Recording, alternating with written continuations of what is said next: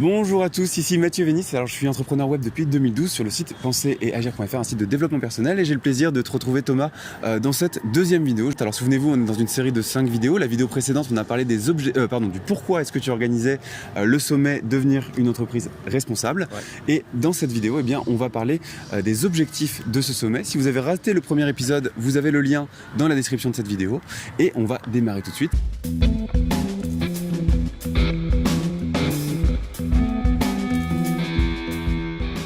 Thomas, quels sont les objectifs de ce sommet? Alors, il y a 3 grands objectifs en fait pour les participants. Donc les participants au sommet Devenir une entreprise responsable sont des entreprises de toute taille, on va dire à partir de 50 personnes jusqu'à plusieurs milliers de personnes. C'est des PME et des ETI, des entreprises de taille intermédiaire, et ce sera en particulier les dirigeants, les décideurs et les patrons de ces entreprises que l'on a comme public. Le but du jeu pour ces participants-là, c'est de trouver une bonne dose d'inspiration par rapport à la transition écologique de leur business. On va leur montrer qu'il y a des gisements de valeur assez exceptionnels à tous les niveaux, non seulement financiers, mais aussi ce qu'on appelle extra-financiers. Donc de la valeur à tous les niveaux créée par cette transition à partir du moment où on la prend par le bon bout et avec les bons experts, c'est-à-dire ceux qui s'y connaissent réellement, ceux qui accompagnent réellement les entreprises là-dessus. D'accord. Donc eux, vraiment, c'est les inspirer, leur montrer les différentes étapes qui peuvent s'appliquer à elles selon leur contexte, parce que les contextes sont bien sûr différents selon où vous vous trouvez. Et la bonne nouvelle, c'est qu'il y a tout un panel de solutions qui peuvent vraiment convenir selon votre contexte. Alors après, vous ferez votre shopping, mais nous, notre rôle, ça va être de vous montrer donc ces différentes solutions, de vous les décrire, de vous présenter les experts de ces solutions-là. Ils vont vous expliquer eux-mêmes comment ça marche, en combien d'étapes, ce que vous pouvez y gagner, quels sont les bénéfices concrets à entrer dans cette transition et quelle valeur vous allez vraiment pouvoir créer grâce à ça. Le truc à comprendre pour ça, c'est que l'écologie, on en parle souvent comme d'un boulet au pied, c'est souvent ressenti comme ça par les dirigeants et patrons d'entreprise. Ça va être encore un bordel à gérer, on a déjà pas que ça à faire, on a déjà des tas de trucs sur le dos. C'est l'image qu'ont les chefs d'entreprise aujourd'hui de l'écologie, c'est voilà. un boulet en plus, comme tu dis. Mais c'est ça, c'est un problème qu'on va rajouter en plus, et puis très peu souvent, on met vraiment en avant les bénéfices, alors qu'il y en a. Les bénéfices, ça va être notre rôle de vous montrer ce qui se passe là-dessus. Il y a des bénéfices financiers, on peut réaliser de très belles économies, voire générer de l'argent grâce à cette transition à partir du moment où on la prend par le bon bout et où c'est adapté bien sûr au contexte de l'entreprise, comme je le disais tout à l'heure. Et voilà, donc il y a vraiment 2 choses pour les participants. C'est prendre une grande dose d'inspiration parce que les solutions sont là, les experts existent sur ces sujets-là, on va vous les montrer. 2, prendre conscience des différentes opportunités en fait qu'il y a là-dessus, par quel bout on peut commencer pour que ce soit à la fois concret, que ça ait de l'impact très rapidement, que ça puisse générer de la valeur financière pour éventuellement financer la suite aussi, puisque c'est un processus qui va prendre un certain temps. Ça, je ne vais pas vous le cacher. Donc voilà pour les participants en tout cas. Il y a aussi pour les objectifs. Voilà pour les objectifs. Ouais.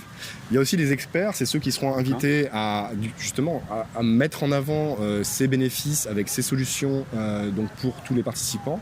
Les experts, on va en avoir entre 15 et 20 pour une première édition, et puis entre 20 et 25 par la suite. Mais ces gens-là ont la connaissance, ils savent comment transformer une entreprise, par quel bout. Il y a des experts conseils de la RSE, de comment mettre en place une stratégie RSE, de comment apprendre à gérer vos déchets et à les valoriser au mieux, et parfois à générer des économies de plusieurs centaines de milliers d'euros. En moyenne, une mission de gestion vertueuse des déchets, on peut obtenir 27% d'économie, presque 30%, quand c'est une mission moyenne, quoi. Donc sur des postes de dépenses liés aux déchets qui peuvent avoisiner plusieurs millions d'euros, ouais. Ça peut représenter des sommes assez considérables que l'on peut finalement dénicher au bout de quelques mois de mise en place de missions et commencer vraiment à en profiter. Il y a d'autres sujets générateurs d'économie comme ça, et ces experts vont vous les montrer. Alors j'ai cité les déchets, il y a aussi la communication responsable. Comment est-ce qu'on fait pour adhérer avec ses clients réellement qui eux ont des valeurs où ils réclament plus de vertu dans le business, ils veulent être utiles par leur acte d'achat et ils se demandent finalement dans votre entreprise qu'est-ce que vous faites pour participer à la cause, on va dire collective, au-delà des murs de l'entreprise, au-delà du simple EBITDA ou de la profitabilité de l'entreprise qui est évidemment importante. Mais le but du jeu par cette transition, c'est de rajouter à cette profitabilité, au lieu de l'amputer, c'est de rajouter de la valeur, et c'est comme ça que le sommet, devenir une entreprise responsable, a l'intention de se positionner, parce qu'il y a vraiment des choses très concrètes derrière dont on va vous parler à la date que vous pouvez suivre si vous inscrivez dans la newsletter qui est juste en dessous. On vous enverra toutes les infos. Ah oui, alors tu viens de le dire, hein, il a pris mon rôle. Si vous voulez suivre bien entendu ce projet, donc ce gros projet, hein, vous voyez Thomas en parle, il y a beaucoup de choses. C'est difficile aussi de tout résumer dans une petite interview comme ça. Donc pour suivre le projet, abonnez-vous à la chaîne YouTube, inscrivez-vous à la newsletter. De toute façon, vous avez tout dans la description, même si on oublie de dire des choses, on le rajoutera dans la description. N'hésitez pas aussi à mettre un petit pouce en l'air. Vous savez, sur YouTube, c'est un petit clic de souris pour vous, mais pour nous, c'est beaucoup parce que tous vos petits clics de souris, ça a fait un gros changement pour nous. Enfin pour Thomas surtout, dans l'organisation du sommet. N'hésitez pas aussi à commenter, je pense que tu es en attente aussi que les gens reviennent vers toi, te posent des questions. Donc si vous avez des questions, n'hésitez pas à les poser. Si vous voulez mettre en relation Thomas avec des experts, avec n'importe quelle personne que vous penseriez intéressée par ce projet, n'hésitez pas aussi parce que vous avez les informations dans la description pour contacter Thomas. Est-ce que tu as quelque chose à rajouter? Ouais, j'ai ma petite phrase de bout d'interview, j'ai repensé à un truc, un troisième objectif, c'est d'inspirer un maximum de personnes parmi les décideurs et patrons d'entreprise, ceux qui prennent les décisions dans les entreprises de prendre telle ou telle direction. Les inspirer un maximum, c'est déjà une grosse victoire et ça, on peut le faire parce qu'aujourd'hui, les solutions sont encore une fois concrètes. Il y a vraiment des gisements de valeur qui sont absolument étonnants avec lesquels on peut embarquer tout le collectif de l'entreprise, même si il est dubitatif au début, s'il n'y croit pas, s'il se dit ouais, les écolos, machin, ils vont encore nous emmerder, tout ça.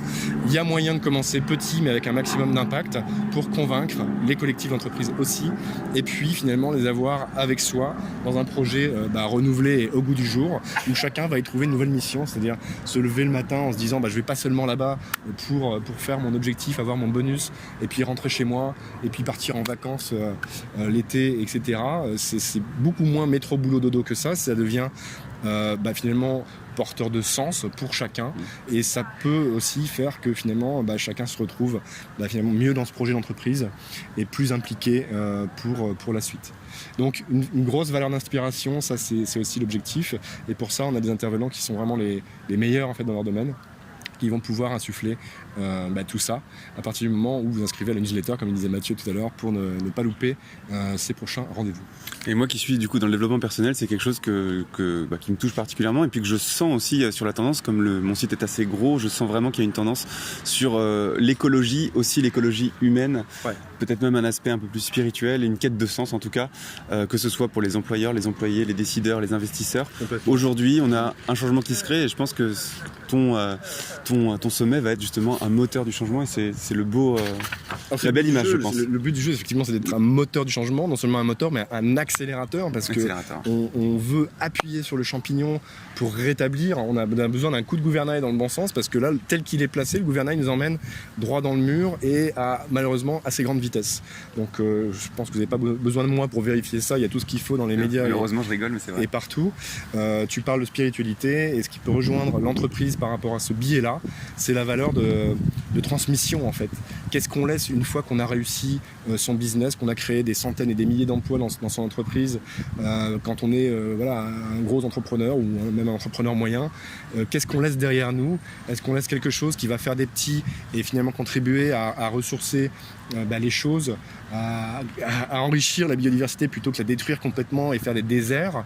C'est une question que vous pouvez vous poser et si vous posez cette question, je vous donne rendez-vous pour le prochain sommet à très bientôt. Donc vous aurez toutes les infos en vous inscrivant sur le newsletter. C'est ça, vous avez tout compris, donc n'hésitez pas à liker, partager, commenter cette vidéo et puis la dernière image qu'on a utilisée c'était l'image d'un moteur et ce sera justement le sujet de la prochaine vidéo étant donné que dans la troisième vidéo sur cette série de 5 petites interviews on parlera des 4 moteurs du changement. 4 moteurs du changement. Les 4 moteurs du changement, voilà, on vous donne rendez-vous dans la prochaine vidéo. Merci Thomas. Merci à vous, à très vite.